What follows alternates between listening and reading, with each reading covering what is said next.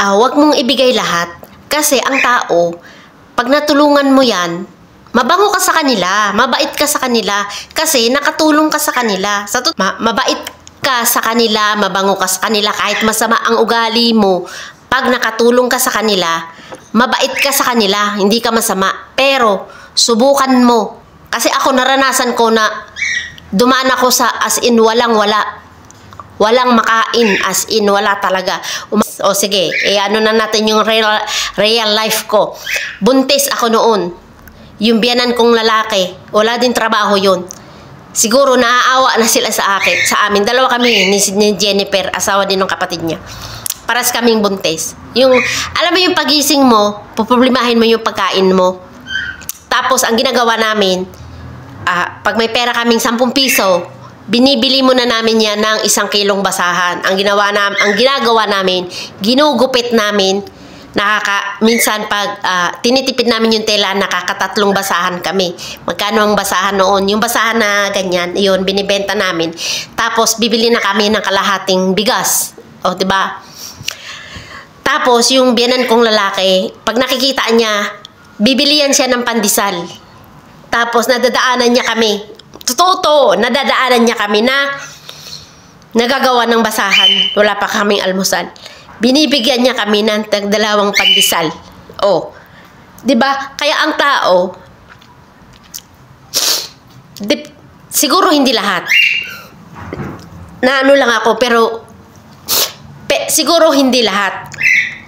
May mga tao na tumatanaw ng utang na loob. Pero sa totoo lang, karamihan ang natulungan mo, hindi naman yan hindi naman yan, itry mo na wala ka, tai ka rin sa kanila tai ka rin, pag, alam mo yun, ako nasabihan na nga ako na, ang anak ko mismo, nasabihan na patay gutom, o syempre,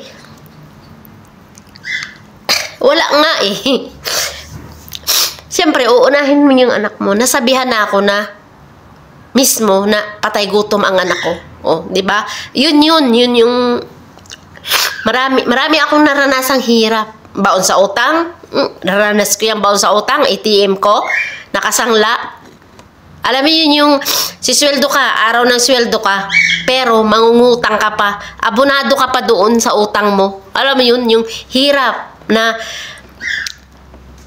parang, di ba dapat masaya ka pag malapit na ang sweldo mo?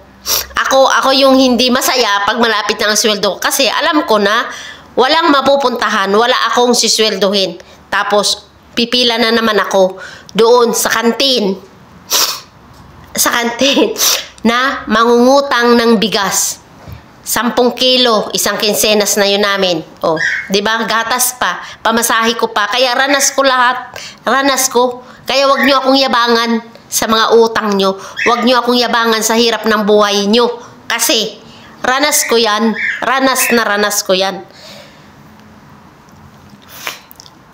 Naranasan ko mamasura sa Pinas, naranasan ko mag-ipon ng mga ay nako, mahirap na magsalita sa totoo lang, pero lahat ng hirap nyo, mas pa dyan ang naranasan ko, mas yung tsinelas may pudpud na yung dulo, malaki yun, aanuhin yan, kukurtihan kasya sa paa ko, kasi nga walang pambiling tsinelas. O, diba? Yung nasa bukid ako, yung... ay, nako, ang hirap lang magsalita kasi yung hirap, wag nyo talaga akong pagmamalakihan ng hirap nyo kasi nga hindi kayo dumaan.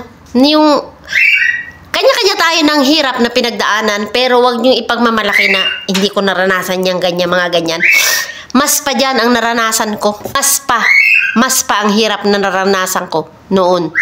Kahit ngayon, dito, nagtitiis lang naman ako. O, diba, nagtitiis lang ako sa amo ko. Nagtitiis lang ako. Ang hirap din na. Minsan,